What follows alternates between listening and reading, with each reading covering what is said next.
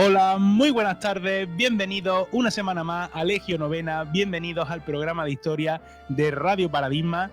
Y aunque veamos que estamos más o menos como siempre, aunque hoy a Dani no se le ve porque está en una con conexión telefónica, yo realmente debería estar donde está él. De hecho, esta semana hemos estado juntos en Granada, porque estoy trabajando de profe en Granada, pero he conseguido venir el fin de semana para por lo menos que en el estudio hubiera alguien, ¿no? De todas maneras, como siempre, me acompañan mis dos compañeros, tanto Daniel Caparrós como Antonio Murillo. Muy buenas tardes a los dos.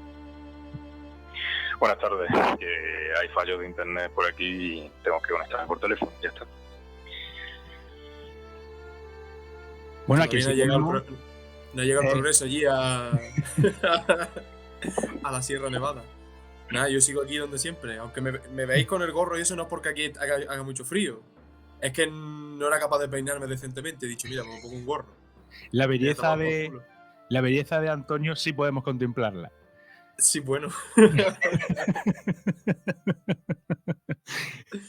No, aquí el señor profesor que está el tío que no, mira lo que corte de pelo, no veas, ¿eh? Estoy haciendo el Raf Andalusian Tour, como le llamo. Empecé... Le metí un poco de chapa el otro día, la verdad. Que él quería tomarse una cerveza y yo dije, sí, ahora. Primero, mira, esto es la antigua mezquita del Jama. Quedamos para tomar una cerveza y el tío me hizo andar viendo 40.000 cosas y yo diciendo, bueno, ¿y la cerveza cuándo? No, hombre, pero evidentemente me flipa todo. Me flipa Granada, la verdad. Y esta semana ha sido un poco más de adaptación, que no he tenido mucho tiempo para poder darme mis paseos como a mí me gusta, pero es verdad que la semana que viene sí voy a aprovechar para conocerla más a fondo. Y nada, nos vamos ahora a tratar de hablar de eso porque tenemos un programa muy interesante por delante y vamos a empezar como siempre con el apartado de secciones y hoy Antonio nos trae una efeméride. Para no variar. A ver, es del 19 de noviembre, que bueno, siempre traemos efemérides pues, de los días que han pasado entre programa y programa, ¿no? Pues el 19 de noviembre del año 936, en Córdoba, Abderramán III, un grande, inició la construcción de Medina Zahara, ¿vale? Que luego ya será destruida la famosa fitna entre el 1010 y el 1013 en la guerra civil que tuvo Al-Ándalus, casi al término del califato. Bueno, ya hemos hablado mucho de esto. Ya hemos hablado, sí. Pues el 19 de noviembre de 1936, hace ya un porrón de años, en términos científicos, se empezó a construir Medina Zahara. Que bueno, que ahí sigue su ruina. Podéis verlas cuando queráis, que es patrimonio de la humanidad. Sí, efectivamente, desde el año 2018 es patrimonio de la humanidad y creo que leí una noticia de que el Salón Rico reabre el año que viene. Quiero recordar. Y bueno, de Medina Zahara, pues se podría hacer también un programa entero, ¿no? La ciudad brillante, que es el nombre de Medina Zahara, por mucho que haya, pues bueno, esa leyenda, ¿no? Siempre de que se le llama así por la favorita de la historia rosa. Califa. La historia rosa, el sálvame limón de la época.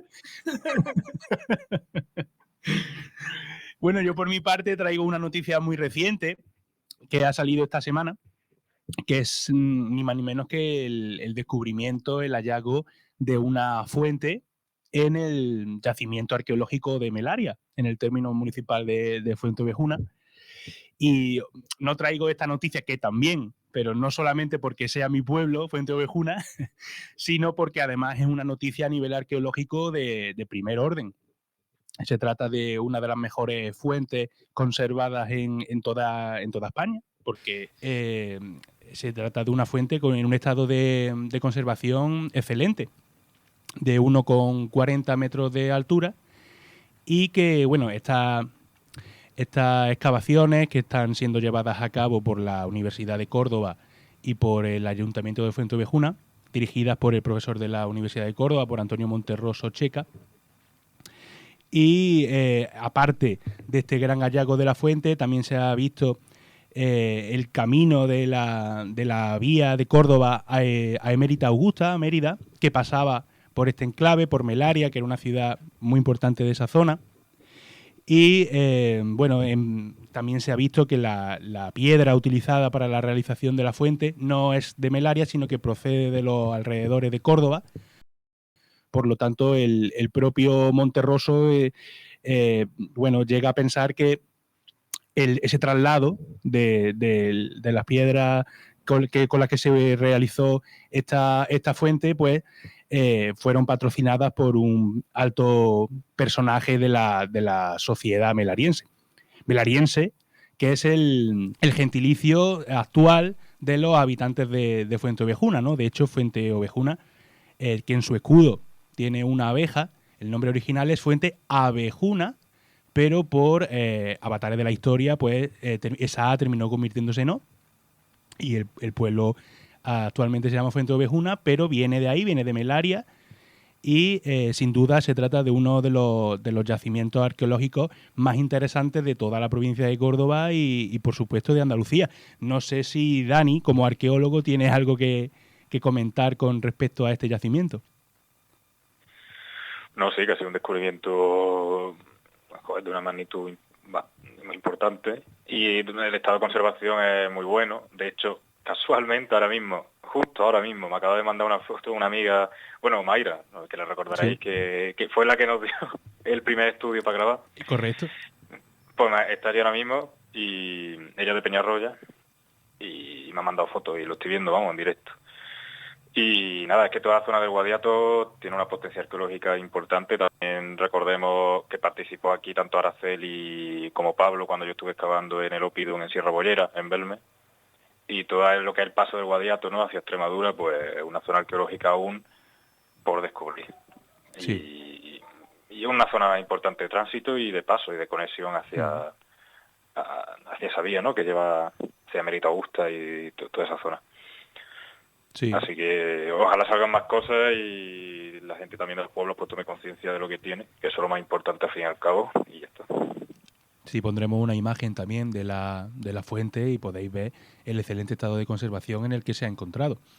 Y bueno, sin más dilación, pues vamos a comenzar con el desarrollo del tema de hoy, un tema que pertenece a una serie que dejamos un poquito aparcada la temporada pasada y que hemos querido retomar, y lo hacemos evidentemente con dos monstruos de este tema, del que me excluyo porque, como ya sabéis, yo soy más amante de la historia más cercana a nuestro tiempo. Hoy vamos a seguir con esa serie dedicada a los íberos y por supuesto lo vamos a hacer de la mano tanto de Antonio como de Dani, aunque yo evidentemente vaya aportando a lo largo del programa, para seguir conociendo más aspectos sobre estos pueblos que se encontraban en la península ibérica y que bueno, que al final son decisivos en la historia antigua de nuestro país. Así que, Antonio, tienes la palabra. No, pero empieza Dani. ¿Empezaba Dani? Introducción, sí, Daniel. Claro, introduce. Es una pequeña introducción. Vale. Rafa, si Viriato hubiese vivido en periodo de entreguerra, lo conocerían más, ¿no? Seguro. Sí. Hombre, Viriato, al fin y al cabo, es obligatorio conocerlo, pero es verdad que no voy a engañar a nadie que mis fuertes en la historia están alejados de la época ibera, pero bueno, de todo hay que saber. Bueno, en este caso, pues voy a hacer una pequeña introducción que ya se habló en su día cuando hicimos un primer programa sobre la prehistoria de la península ibérica, sobre los íberos. Pero bueno, para contextualizar un poco, decir que los íberos ocupaban lo que viene siendo toda la vertiente mediterránea hasta el occidente de Andalucía, Cádiz, sur de Huelva y demás. O sea, estamos hablando de un pueblo eminentemente mediterráneo, ¿vale?, ocupando todo ese levante hasta el occidente andaluz. En cuanto a la cronología, me basa en la que Teresa Chapa Brunet ofrece en una de sus conferencias en la Fundación Juan March, que la pondré en el enlace porque es muy importante, y la época ibérica en tres, ¿no? El ibérico antiguo, que iría del 600 al 400 a.C., el ibérico pleno, de 400 al 300 a.C., y el ibérico final, desde 300 a.C. hasta el cambio de era, ¿no?, hasta ese siglo I y demás. Cuestiones importantes, pequeñas pinceladas, que los íberos están dentro de una dinámica mediterránea de internacionalización, podemos decir, entre comillas, que protagoniza los fenicios. Es decir, desde el primer milenio están llegando colonias, materias primas, exportación, etcétera. Los fenicios vienen aquí buscando mineral, eso ya lo sabemos, por lo tanto todo esto va a influir mucho en la idiosincrasia de los propios íberos y en sus manifestaciones culturales, religiosas, artísticas, etcétera. Importante conocer esta parte. También los griegos van a estar por aquí y por último pues la guerra púnica, que ya también hemos dedicado un programa, o no sé si fueron uno o dos, recuerdo que creo que fue solo uno, Sí. a los cartagineses, que también influyen, y luego los romanos, ¿vale? Todo esto estamos hablando que desde el siglo IV hasta el siglo II tenemos por aquí también desde el siglo IV hasta el siglo II antes de Cristo tenemos aquí también estas influencias. Por lo tanto, los íberos se conforman también por estos rasgos, ¿vale? Externos. Cosa importante, en la antigüedad no se conocía a estos pueblos como íberos en su conjunto, ¿vale? Cada uno tenía su nombre. Estaban los túrdulos, los turdetanos, los oretanos. También ten en cuenta que muchos de estos nombres, pues, muchas de las cosas que conocemos por íberos son fuentes clásicas ya luego Claro. romanas. Sí. Pero que no tengamos el concepto de que se le conocía como íberos, que es una cosa del siglo XX, de la investigación del siglo XX, como Schulten y tal, ¿vale? Lo primero de Claro. todo, tener claro que es un conjunto de pueblos que comparten una serie de características y que evidentemente entre ellos ni se conocían como iberos ni como túrdulos, por supuesto que no, son nombres dados posteriormente. Sí, pero que, claro, pero llega un momento en que, bueno, se identifican turdos, turdetanos, en la fuente aparecen, no son nombres, pero íberos no aparecen en la fuente escrita antigua nunca, eso es algo del siglo XX. Importante, ¿por qué? Y luego lo diré, y ya termino la introducción, porque estamos hablando de distintas lenguas, de distintos sistemas de escritura, estamos hablando de sociedades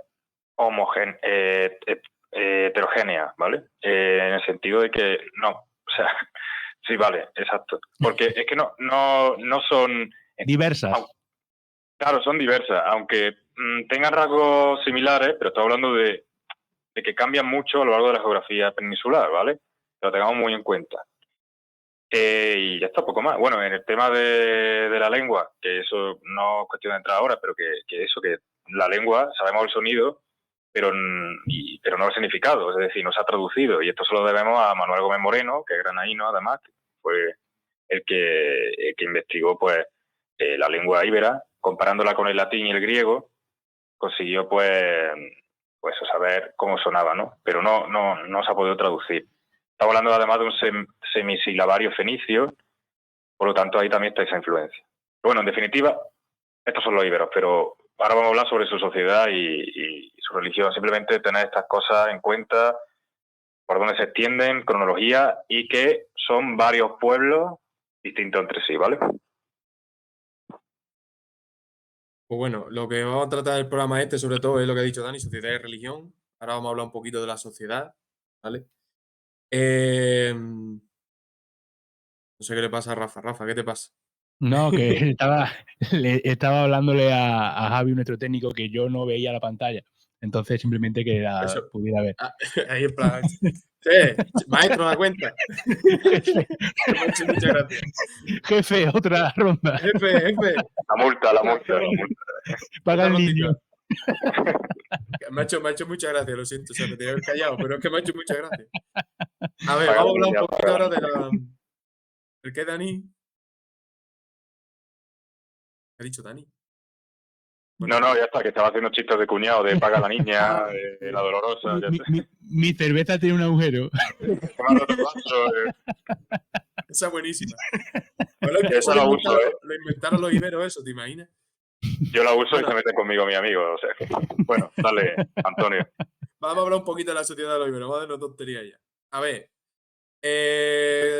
como ha dicho Dani, que tenemos escritos de los iberos, hay bastantes cosas escritas, lo que pasa que, claro, como no sabemos lo que pone, no tenemos fuentes escritas. Entonces, ¿en qué nos basamos? En la arqueología, sobre todo en los ajuares funerarios. ¿Para qué? Para diferenciar clases sociales en esta época. Es decir, tienen más perras y los que tienen menos. El que tiene más, pues tiene muchas cosas en su ajuar, el que tiene poco, pues tiene menos cosas, evidentemente, ¿no?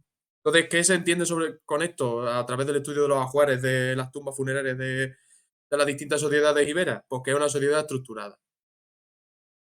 Entonces, podemos decir que hay a lo mejor 3 clases, pero esto es tirando muy por lo alto. Entonces, si nos metemos aquí dentro, podemos estar aquí debatiendo 77 programas y no es plan. Digamos que hay una clase alta de régulos y su clientela más importante, que ya hablaremos luego de la clientela de estos régulos. Los régulos es como una especie de reyezuelo, ¿no? Que diría nuestro amigo. De sátrapa, de pequeño jefe de un poblado, de varios Sí, poblados. de caudillo. Sí, un caudillo militar, un jefe. Un jefe de un poblado. Bueno, esta clase alta forma por régulos de su clientela y, bueno, digamos la nobleza de la época, ¿no? Que tendría pues un ajuar bastante rico, objetos decorativos, de buenos materiales, de buena factura, también armas, etcétera. Una clase media, la que habría, pues serían tumbas un poquito más pequeñas, con un ajuar algo más discreto.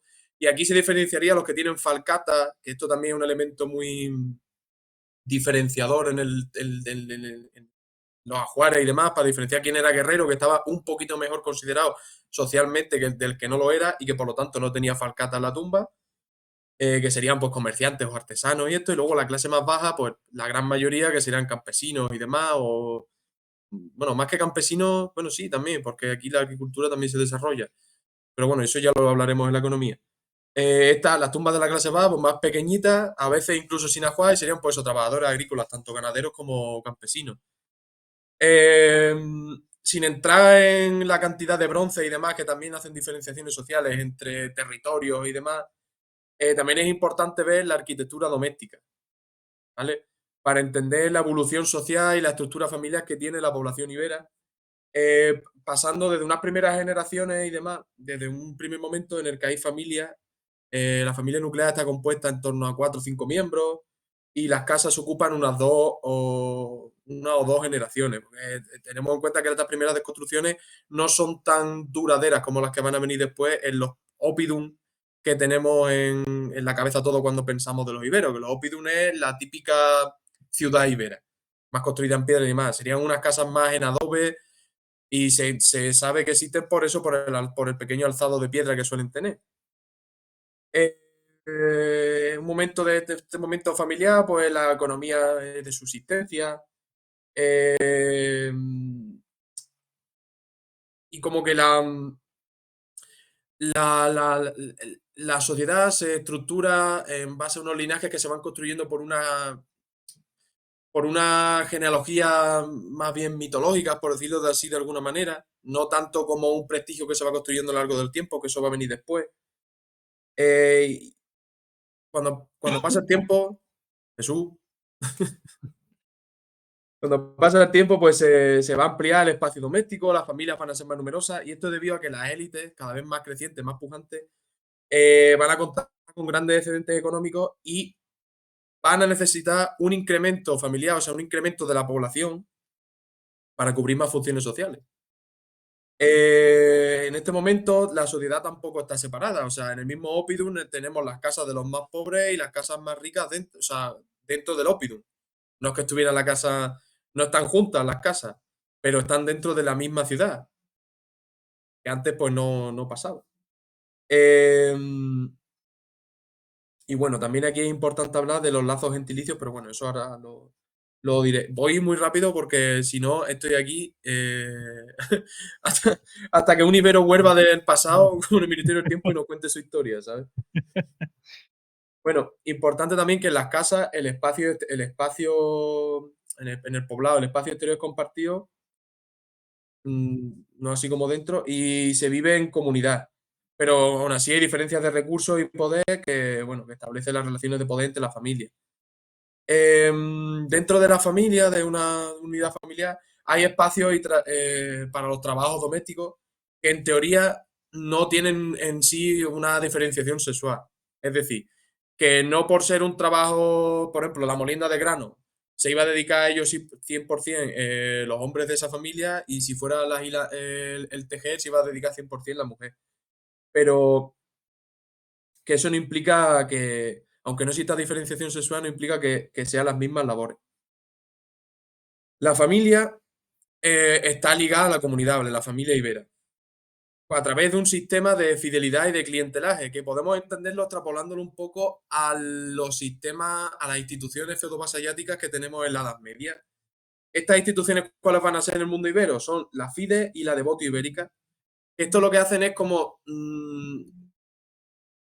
es más parecido a las sociedades medievales germanas, en las que sí hay un rey, pero no es un rey como los reyes medievales francos, carolingios, o los reyes medievales luego españoles, que es más un primo inter pares, ¿sabes? Un igual, un Primero primero un entre segundo. todos, un primero entre todos, pero elegido por esta clientela.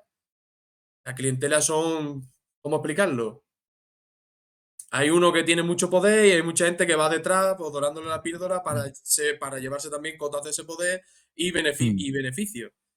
¿Y qué hace esta gente para tener esos beneficios y demás? Que sería como a lo mejor el feudo que le dan a los campesinos, ¿no? Pues prestan sus servicios militares o consejeros o este tipo de cosas, ¿vale? Este tipo de redes institucionales al final va a construir también una red de relaciones entre toda la región, como entre regiones, como vemos por ejemplo el caso de Cástulo, que es un oppidum que al final controla distintos oppidum de la misma zona. Y bueno, no es solo un rey dentro de una ciudad, sino ya un rey en una ciudad que controla también otras ciudades. O sea, va expandiéndose lo que es el poder. Y esas otras ciudades no tendrían un rey, sino que dependerían del decástulo. Claro, o sea, habría como un régulo mayor, ¿no? Y los otros pues Mm. serían reyezuelos, ¿no? En plan, administradores que dirijan esa parte y luego le den cuentas al otro. Es como una especie de condes, ¿no?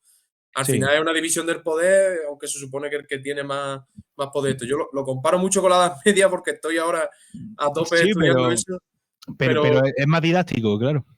y escaso. Bueno, pasando de estas sociedades clientelares y demás, pues llegamos a sociedades más complejas, en las que incluso se amplían las relaciones con los extranjeros a través de las téseras de hospitalidad. Y bueno, para que nos entendamos con la sociedad, es una sociedad compleja, ¿vale? Primero pasamos de comunidades, lo tengo aquí apuntado porque sé que esto que he dicho todo primero era un poco follón. Pasamos de unas primeras comunidades relacionadas en función de un linaje mitológico a una relación entre personajes de gran riqueza y poder a través de asociaciones clientelares que llegaron a abarcar más del oppidum, como he dicho, o sea, tendieron a ocupar también otras ciudades y estos jefes controlaban a un gran número de población y a familias dentro y fuera de su territorio, ¿vale? Y por último, a esta relación se unen también los extranjeros, como por ejemplo se ve en la Devotio, esta institución que dijimos antes de entre la clientela y el régulo, o otro personaje de gran poder, la Devotio de Indíbel y Mandonio, que eran dos caudillos, y Lergete, o si no me acuerdo mal, o es que creo que eran de Elche, o No, por ahí, bueno, el caso del, de un pueblo ibero. a Escipión el Africano, que Escipión el Africano pues, es romano, o por ejemplo el matrimonio que se produjo entre Imilque, que creo que sí era de Cástulo, con Aníbal, el general cartaginés. Y aparte de todas estas cosas, es importante también decir que también era una sociedad bastante militar, muy militarizada, en la que los príncipes y régulos guerreros tenían el control del territorio, ¿vale?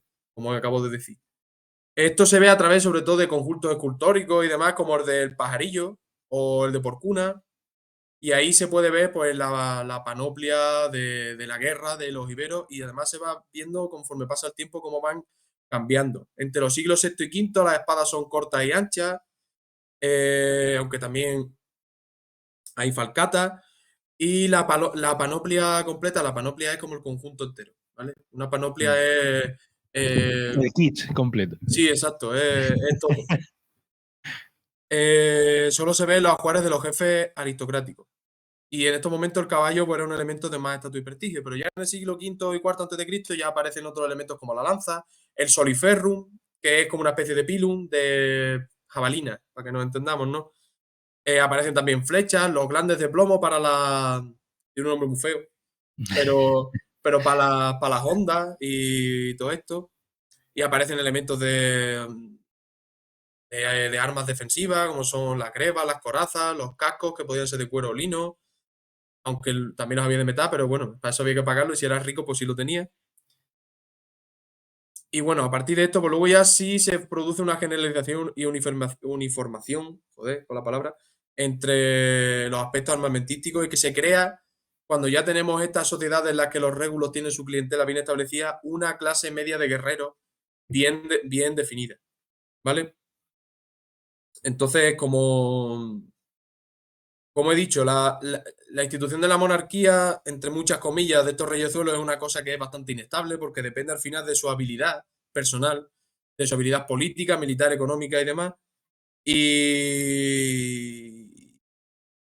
Y poco más. O sea, estas sociedades tuvieron una formación social urbana bastante desarrollada. Y Que una viene, pregunta, Antonio. dime,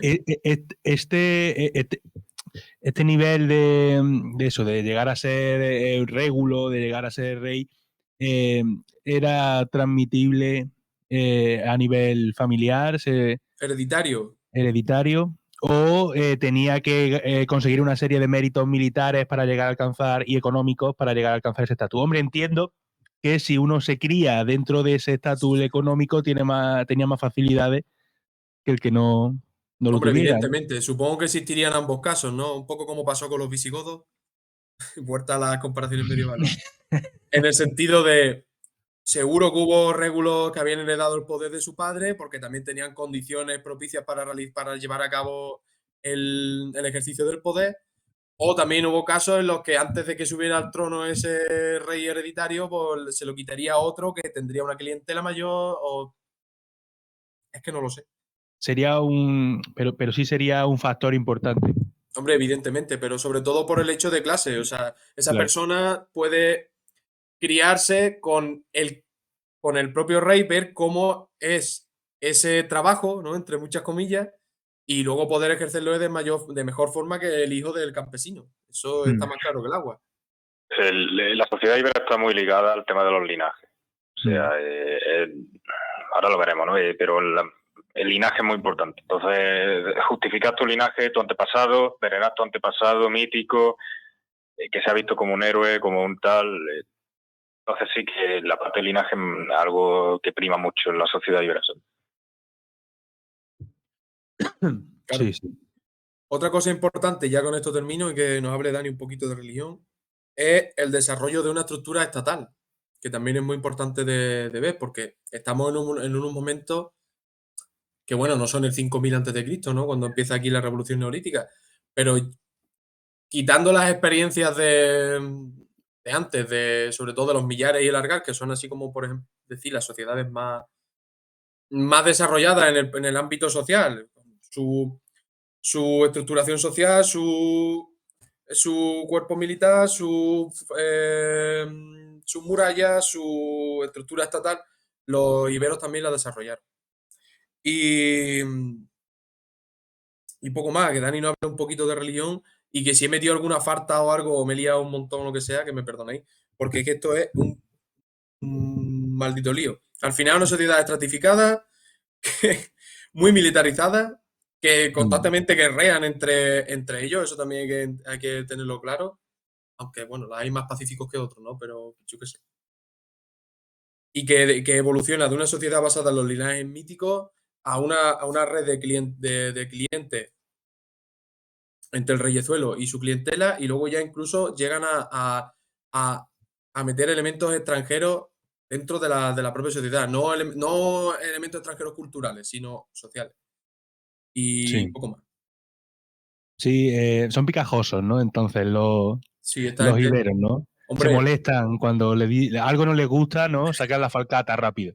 no hay más que ver cómo esta gente engrosó muchas filas de las tropas auxiliares, tanto de los cartagineses como de luego los romanos. Correcto.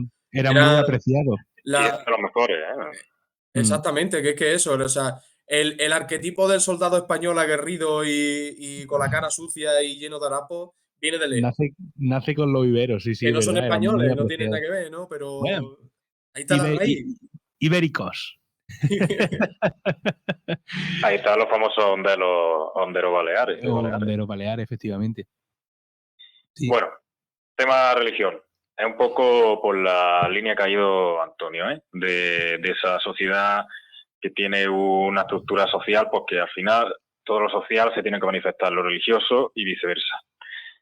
Me voy a basar sobre todo en publicaciones de Teresa Rueda Galán, porque me parece que describe todo esto de forma bastante buena y que se entiende bien. La idea principal sobre la religión íbera es que, bueno, ella cree que es erróneo hablar de, bueno, ella junto a Ignasi Grau Mira creen que es erróneo hablar de religión íbera, ¿vale? Entendida como algo rígido y homogéneo. Ya he dicho que igual que el mundo ibero amplio, también lo son sus manifestaciones religiosas, y cada pueblo pues tiene sus expresiones propias, ¿vale? Y sus sistemas rituales, y hay una complejidad evidente en todo esto. Es verdad que hay cosas que tienen en común, pero para que no entendamos que no todo el mundo iba a hacer exactamente lo mismo siempre, pero bueno, al final a nosotros sí que nos llega algo así como homogéneo, pero hay que tener cuidado. Principal idea, ¿cómo conocemos otras cosas? Pues principalmente por la arqueología. Aquí la arqueología hace una labor importantísima de rescate de información, porque es que no tenemos ese tema de las fuentes escritas, que ya lo hemos dicho. Por lo tanto, la arqueología es la que nos está dando la mayor información. El problema es que es parcial, está dispersa, descontextualizada. No obstante, hay un amplio registro, ¿vale? No olvidamos que sí que hay fuentes grecolatinas y tal, pero es que a veces eso hay que cogerlo con puntillas, porque ellos vienen con una mentalidad, con una idea, con tal, que ellos están describiendo a otro pueblo distinto a ellos, que quieren dominar, y encima a veces lo hace gente que ni siquiera estuvo aquí, ¿no? Como es el caso de Estrabón. Por lo tanto, la arqueología, pues al final te está dando la materialidad. Bueno, la religión ibera la conocemos principalmente por su iconografía, ¿vale? Y también por la relación importante que tiene con el entorno, ¿vale? Ahora lo hablaremos, el tema de los santuarios. Es muy importante siempre en el mundo ibero la relación de la sociedad con el entorno. Siempre se tiene el Oppidum como referencia, ¿no? Que es ese poblado, que ya lo ha dicho Antonio, ese poblado en alto, fortificado, que controla una zona, que es del dominio de ese Oppidum, y siempre la relación entre lo urbano y lo rural, ¿vale? Vamos a tener lo urbano templo, lo rural santuario. Ahora hablaremos de qué es cada cosa. La iconografía que describe esta religión va muy unida a las expresiones culturales, siempre desde una perspectiva aristocrática. Y aquí es donde vengo a hablar de lo que he dicho antes.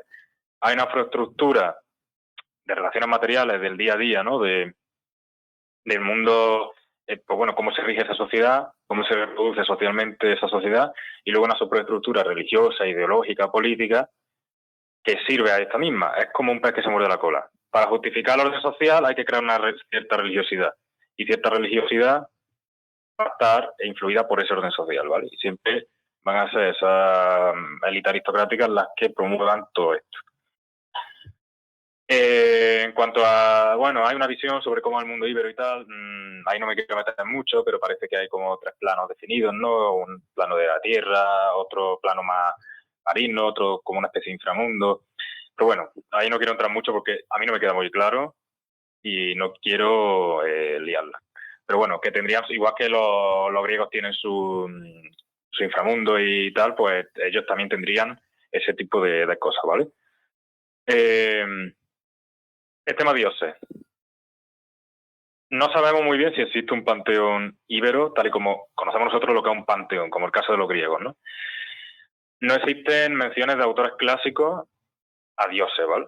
Y si tenemos algo registrado de nombre de dioses, ya son epígrafes tardíos. Por ejemplo, el nombre de Betatum lo tenemos en un epígrafe de la Atalayuela en Jaén, que sería una divinidad íbera. Divinidades así que se suponen o que podemos ver que fueron importantes, pues tenemos primero una divinidad femenina, que sería una de las diosas principales, típica divinidad femenina de la fecundidad, muy relacionada con divinidades mediterráneas coetáneas, que al final pues tienen influencia, ¿no? Podríamos hablar de una especie de Astarte fenicia y una Tanit púnica. Esa relación de la mujer con la naturaleza, la fecundidad, ¿no? Siempre en esa línea. Eso es muy mediterráneo. También tenemos, por ejemplo, cuando hubo contacto con Roma, pues se le dio nombre a esta deidad. De hecho, tenemos, bueno, el ejemplo de Torre Paredones, que hay un grabado con el nombre de Caelestis, perdón. Torre Paredones está en Baena, en Córdoba. Bueno, ahí tenemos esa mención, pero ya son tardías, no nos queda muy claro, ¿no? Pues bueno, diosa protectora de la agricultura, la fertilidad, todo eso. Luego tenemos otro personaje que va a ser muy típico, que es el personaje masculino, el héroe que lucha contra animales, una especie de Hércules, Heracles, Melkart, Fenicio, esa deidad masculina, ¿no? Que va a servir también como de justificación de ciertos linajes, ¿no? Sí, Esa idea del también héroe. muy influenciada por esa por esa influencia mediterránea, siendo Exacto. repetitivo. Sí, el Hércules ha estado en todos lados al final y hasta el día de hoy. O sea, Hércules, habría que dedicarle un programa a Hércules porque Hércules ha tenido una trascendencia a lo largo del tiempo impresionante. Esa figura del héroe mítico, coño, si a día de hoy, ¿quién no conoce a Hércules? Bueno, O sea, es que lo tenemos en la bandera de Andalucía. lo tenemos en la bandera de Andalucía. Cuidado porque es una figura que ha trascendido mucho. Sí, sí. Pues bueno. Este joven íbero en combate, con seres monstruosos, animales, siempre lo han usado también, se usa como un antepasado mítico al que venerar, ¿no? Esa figura del héroe que va a justificar un linaje. Pues en ese caso tenemos cultura, bueno, ya ha hablado Antonio un poco de esto, ¿no? En Porcuna, el pajarillo y demás. Incluso el propio monumento de Pozo Moro, que es un monumento funerario de forma turriforme, o sea, en forma de torre, que está en el Museo Arqueológico Nacional, narra protestas de un héroe local, ¿no? Siempre muy en esta línea, luchando con leones, ya puedo imaginar. El máquina del poblado, vamos. Luego hay otra, que es el señor, señora de las bestias salvajes, que sería típica figura dominadora de animales. Y ahí siempre mucha relación los caballos. Y los caballos van a tener siempre un espacio importante dentro de la iconografía íbera. ¿Vale? Los caballos siempre, bueno, son animales protagonistas también, igual que pueden ser los leones, ¿no? Tenemos el caso de los relieves de caballos de Pinos Puente, con los cuales he estado trabajando yo ahí en el Museo Arqueológico aquí en Granada, y eso es una pasada, ¿no? Ya está. En cuanto a los dioses, eso, que son figuras de raíz común, pero con una multiplicidad enorme, ¿no? Claro. Al fin y al cabo. Lo que sí podemos determinar, al igual que las divinidades y las manifestaciones religiosas de la antigüedad, que eran pueblos politeístas, evidentemente. Claro, y es raro, ¿no? O sea, es distinto a entenderlo como hoy en día, ya no solo monoteísmo, sino politeísmo, porque a veces, por ejemplo, los romanos pues tienen sus dioses, pero luego tienen sus dioses también domésticos, ¿no? Como los dioses manes, los dioses lares. Siempre va a haber luego pequeñas divinidades de espacios muy concretos, incluso temas de animísticos. No podemos pensar que esto, Horus, Anubis, Zeus, Marte, siempre hay una complejidad y hay una religiosidad más allá de un panteón propiamente establecido. Y además cambia según la zona y según la cronología. Pero además, Dani, los panteones de las principales religiones politeístas al final eran construcciones de personalidades importantes que erigían a un dios que a ellos les interesaba por lo que sea, Sí. Y ese dios pasaba a formar parte del panteón. Luego la religiosidad de las clases populares era totalmente distinta, como pasaba en Roma, que tenían su capillita en su casa y le rezaban a su antepasado, ¿sabes? Y aquí pasaría seguramente igual. Al final es una cosa muy mediterránea. Así es que es una religión de influencia mediterránea y coge. Pero igual que a día de hoy de todo. cada uno tiene su virgencilla o su tal, son advocaciones, son Minerva, es decir, Atenea tenía varias advocaciones de Minerva, ¿no? O César, por ejemplo, se relaciona con la Venus Victrix, la Venus victoriosa, es un tipo de Venus concreta, o sea, están los dioses principales, pero luego, como dices, pues cada gobernante va a tener su propio patrón religioso y luego en las casas, sobre todo, y ahí en eso estamos acertados, el tema del antepasado. Y los íberos van a hacer mucho eso, el tema de venerar al antepasado, porque al final son los que justifican que ellos estén donde están, ¿no? Y su estatus y demás. Y eso está muy relacionado con los espacios de culto, que sería el siguiente punto, ¿no?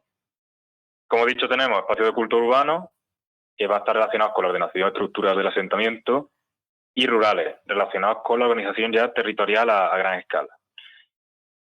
Podemos hablar de que, bueno, en los años 80 pues ya se tenía la idea, ¿no?, de que los santuarios son de tipo rural y los templos urbanos, y que luego a esto se añadiría la necrópolis, ¿no? Pero bueno, con el tiempo pues se ha visto que en realidad hay una mayor relación, ¿no?, entre estos dos ámbitos. Y al final pues sirven como focos ideológicos, pero también como focos políticos y económicos. Y lo que genera una conceptualización sociopolítica del paisaje. Al final, Los elementos religiosos en el mundo íbero van a marcar hitos en el territorio, hitos en el paisaje. Podemos verlos como una especie de cercas rituales religiosas que están marcando un territorio, y no solo lo marcan a nivel de espacio, sino a nivel de propiedad y titularidad de ese territorio por parte de esa élite. Son discursos ideológicos, ¿vale? Las cosas no se hacen por casualidad, no se pone un santuario en un sitio por casualidad, ni nada de eso. Van a generar una estructuración de un paisaje político, para que no entendamos. En ocasiones las ciudades pues, aparecen lugares de culto, y eso también viene un poco en relación a lo que ha dicho Antonio, más asociado a un ámbito reducido de una familia concreta, de un linaje concreto, culto y ritos de veneración de ancestros. Son puntos simbólicos que van a señalar sobre el mapa urbano donde se encuentran ciertas familias poderosas. Eso es lo urbano, ¿vale? El tema templos, podríamos decir. El tema rural, o los santuarios, siempre en naturaleza, en espacio abierto, incluso en grietas de cuevas, todo este tipo de cosas, ¿vale? A varios kilómetros del Oppidum, donde seguramente se haría una peregrinación y tal, y lo que van a hacer es generar un marco natural de dominación del valle o de las vías de comunicación y de todos los elementos que confluyen en ese entorno natural. En ese sentido, pues, tenemos, por ejemplo, Collado de los Jardines, y como digo, y espero que esté quedando claro, es un marcaje territorial a nivel político. Y bueno, también podríamos hablar del pajarillo en ese caso, ¿no? Sacraliza los límites territoriales, en definitiva. Después, el tema de la necrópolis, ya ha hablado Antonio un poco, por lo tanto no me voy a parar mucho, pero no cabe, o sea, no hay duda de que el tránsito hacia el más allá siempre ha sido algo importante para todas las sociedades, ¿no? Para los iberos, pues no iba a ser menos. El mundo funerario pues está lleno de ceremonias y rituales que arqueológicamente pues no podemos atestiguarlas bien, pero sí que existieron, ¿no? Seguramente pues te interesa hablar de que, bueno, podría haber una especie de procesiones acompañando a los fallecidos y demás, pero bueno, el registro arqueológico ahí es más complicado, ¿no? Así que lo que nos queda es sobre todo el tema de los ajuares, el tema de qué tipo de ajuar acompaña a qué tipo de persona, y eso va a marcar una diferencia, pues podemos hablar de clase, una diferencia social y demás. Y también que, hombre, es muy importante tener en cuenta que no todo el mundo que muere en la sociedad íbera se va a enterrar en el mismo sitio. O sea, que se hacen grandes monumentos para cierto tipo de gente, ¿vale? De lo que sí queda constancia de esas celebraciones rituales son el tema de los banquetes rituales que se hacen previamente, ¿vale? Se hace como una especie de eso también muy griego y demás. Se hacen unos banquetes y bueno, sí que han quedado elementos de semillas, alimentos carbonizados y tal que acompañan a ese escenario ritual. El tema de las panoplias, como hablaba Antonio, sí que destaca que, bueno, que el tema armas se relaciona más con los hombres, pero hay casos excepcionales, como es el caso de la Dama de Baza, que supongo que todos la tenemos un poco en mente. Y ponemos una imagen para quien no la tenga en mente, la visualice. Que es un enterramiento femenino y hay armas, ¿vale? En este sentido, aunque si cuando hagamos de historia arte de la cultura ibera lo veremos, pero la Dama de Elche es un contenedor funerario, ¿vale? Si os fijáis por detrás tiene un hueco, pues ahí es donde se depositaría la ceniza. ¿Por qué? Porque una cosa que sí tienen con otros pueblos iberos es la cremación, ¿vale? Pues estaríamos hablando de piras funerarias, de que luego se meten en recipientes cerámicos o se entierran o lo que sea, pero sí que es la cremación el tipo de ritual para los muertos que también es de influencia, ¿vale? Exterior de Mediterráneo, Fenicia, todo eso. En definitiva, la necrópolis van a marcar esa diferencia en la sociedad de los vivos, la vamos a tener también en la sociedad de los muertos, a nivel de diferenciación y jerarquización social. ¿Qué más? Bueno, los ritos y los cultos. Rápidamente, pues ritos muy relacionados con la naturaleza, porque claro, es una sociedad de carácter campesino, ritos de fertilidad, fecundidad, pues teníamos un amplio conjunto de ceremonias rituales seguramente, que no conocemos, que no nos ha llegado. Estos ritos pues llegan también, a estos ritos se acompañan con ofrendas de alimentos, que también se han conservado. Por ejemplo, en el santuario de Piedra Águila en Jaén, hay muchos ejemplares de cebada, quizás. Creo que hemos perdido la conexión con Dani. Dani se Pero ha bueno. quedado un pozo moro. Sí, pero bueno, estaba terminando y hablaba un poco de esa diferenciación social que se veía en la necrópolis con esas grandes construcciones para la capa más alta de la sociedad, que contrastaban con unas más humildes para los más las clases más bajas, y eso también entroncaba un poco lo que hablabas tú al principio del programa sobre el ajuar, ¿no?, que se encontraba claro, al final en cada enterramiento. representa una ¿No me diferenciación escuchas social al final. ahora? Sí. Ahora Dani, sí. ya Vale. has vuelto. Perdona. Nada, sí, lo que habíais dicho. Yo estaba hablando ahora del tema de los ritos, ¿no? De los ritos de fecundidad, y eso no había escuchado nada, ¿no? Ahí es cuando te has perdido. Ahí te has Vale, perdido pues mucho. eso. Ritos de carácter campesino, ¿vale? Fertilidad, fecundidad y demás. Y que se hacían ofrendas de alimentos, que se han encontrado registros arqueológicos en santuarios de, por ejemplo, avena, almendra, haba, guisantes, todo esto, trigo, cebada, ¿vale? Y luego hay otro tipo de rituales que son los relacionados con la curación y la protección, porque se tiene un miedo a la enfermedad y a la muerte, que eso es lo más humano que hay. Y en este sentido se ofrecían ex-votos, que ahora diré lo que son los votos, con formas, por ejemplo, pues si te dolía el pie, pones voto en forma de pie. Si te dolía el brazo, pones voto en forma de brazo. Entonces tú lo ofrecías que y los votos, perdías. perdona Dani, Sí, es que tremendo. los votos es una cosa que sigue, que para que lo entienda la gente, es una cosa que sigue existiendo en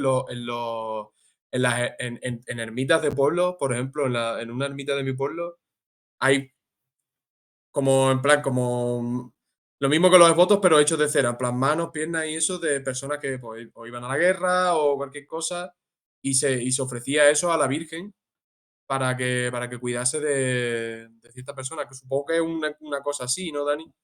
Sí, o sea, por ejemplo, ya te digo, se ofrecen pies, piernas, brazos, ojos, dentaduras, porque quieres que se te cure. Pero ¿qué son los votos concretamente? Es lo que tú vienes diciendo. Los íberos van a expresar su religiosidad, sobre todo a través de los votos, que son pequeñas figuras de bronce macizo, que podemos englobar en cronología entre el siglo IV y III antes de Cristo y tal, y son ofrendas a cambio de salud, protección, al final son representaciones de la propia persona que ofrece y pide. No son representaciones de dioses, sino que son un reflejo de ellos mismos, de su súplica, ¿vale? Es como piden cosas a los dioses o a las fuerzas divinas, pero no es una estatuilla de Zeus, ¿sabes? Es una estatuilla de yo como fiel devoto me ofrezco a ti a cambio de tal cosa. Es un reflejo de la petición o del rito específico, ¿vale? Sí. Eso serían los votos, y es una parte muy importante de la religión ibera, y encontramos muchísimos votos. De hecho, también aparecen territorios concretos, pero destaca lo de Collado de los Jardines y los Altos del Sotillo, que son de Jaén, posiblemente dependientes de la ciudad de Cástulo, y se llegaron a encontrar entre los dos 9.000 votos, ¿vale? O sea, que es una locura de votos. De gente pidiendo cosas, pues la hipoteca, no sé qué, y el recibo de la luz. Y ya por último, no me voy a meter calendario, entre comillas, porque se puede hablar de un calendario íbero, pues bueno, van a estar muy relacionados, como todos estos pueblos de la antigüedad, con temas de los solsticios, los equinoccios, temas agrícolas, ¿vale? El ciclo agrícola, parece que por ahí iría la cosa. Y los mitos que tienen, todos los pueblos tienen sus mitos, ¿no? Pues sí que hay una iconografía muy variada de este universo religioso. Ya hemos hablado sobre todo del mito del héroe guerrero, del héroe que lucha contra bestias, ese antepasado civilizador que se enfrenta a esos lobos, a esos leones y demás. Ahí tenemos de nuevo el tema de Cerrillo Blanco, Jaén. Y el mito, pues, de la dignidad femenina, ¿no? Serían los dos grandes mitos. Conclusiones. Las religiones son locales, no son homogéneas del todo, aunque tengan una misma línea. No hay fuente escrita sobre la religiosidad, son más tardías por parte de los romanos, y son estas imágenes, sobre todo pues los votos, ¿no? Lo que nos da esa información de cómo ellos se relacionan con las divinidades. Por la ausencia de fuentes no conocemos nombres de dioses testimoniados, salvo, como ya he dicho, Caelesti y Betatum, ya de forma más tardía. Queda mucho por estudiar, es importante entender que más tarde, ya con esa romanización, que sería un concepto a debate, hay un sincretismo entre Roma y estas religiones. Y bueno, ahí ya saldría pues para el próximo programa terminar hablando si los íberos han estado a la sombra. Siempre se ha pensado mucho que los íberos han estado a la sombra de la investigación, pero hay que recalcar que en las últimas décadas hay muchos grupos de investigación y que se conocen los íberos tanto fuera como dentro de España y que bueno, todo esto pues al final la investigación como todo, se basa en unas normas de cada momento y por suerte ahora se está hablando más de los íberos, se está conociendo más de los íberos y poco más. Ese sería un poco el resumen. Me hubiese gustado hacer un poquillo más de hincapié en el tema de los devotos, porque de verdad que es una cosa muy curiosa y muy importante para entender toda esta religiosidad, ¿vale? Esas pequeñas figuras. Porque al final es una forma de comunicarse, ¿no? Que es lo que estoy diciendo. Y es como ellos perciben su propia religiosidad. Por lo tanto, es un elemento documental arqueológico muy, muy significativo. Y quiero que os quedéis con esa idea. Y ya está. Ese sería un poco el resumen. He ido muy rápido, pero espero que se haya entendido. Sí, la verdad que ha sido bastante didáctico. Y yo que me puedo considerar un oyente más en este programa, porque, hombre, básicamente a rasgos generales sí conozco todo lo que habéis dicho, pero no me diferencio mucho de alguien que pueda estar escuchando esto con una idea básica. Y la verdad que ha quedado claro tanto los aspectos sociales que nos ha comentado Antonio como los religiosos, que nos ha hablado Dani de ellos.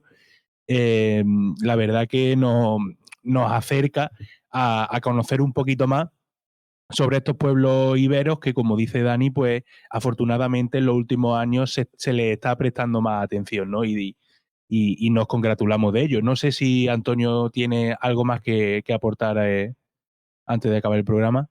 No, tú tranquilo, ya está, ya te podía comer. Es que lo que tiene venir a Córdoba para un día es que hay 20 cosas que hacer, hermano. Hay 20 normal, cosas que hacer. Ahora ya me entiende.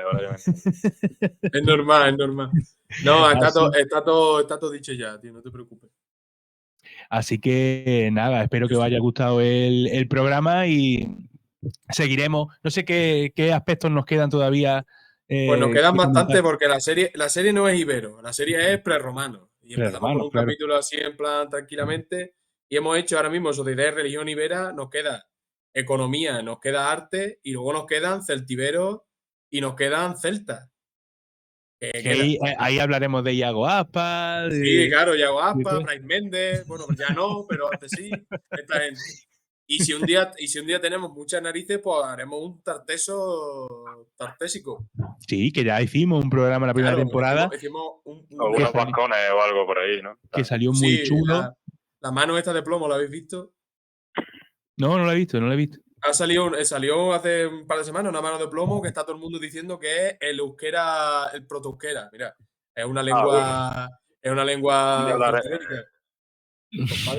Un día hablaremos, si queréis, un día le dedicamos incluso un programa al tema de la lengua ibera como tal, que tengo información de eso y se puede hacer también. Pero bueno, hay muchos temas, así que al final. Pero bueno, que nos queda todavía de la serie. Bueno, creo que lo he dicho, pero muchas de hecho las conclusiones finales y tal que he sacado Teresa Chapa tiene un programa con Ser Historia de Nacho Ares, la cadena Ser, que no aporta publicidad a nada, pero que ese programa está muy bien porque ella resume muy bien todo esto y así que también lo pondré, vaya, junto con todo lo demás. Pues nada más que añadir. Nos vemos en el siguiente programa, que bueno, si todo sale como tiene que salir, pues será dentro de 2 semanas, como venimos haciendo. Y hasta entonces, pues cuidaros mucho, abrigaros, que ya empieza a hacer frío, que no os pase como a mí, que tengo la garganta completamente cogida. y nada, lo dicho, nos vemos en el siguiente programa y hasta entonces, sé felices. Dani y Antonio, nos despedimos. Venga, hasta el siguiente programa y ya está. Venga, nos vemos por el Opidum. Venga, adiós. Nos vemos. Hasta luego.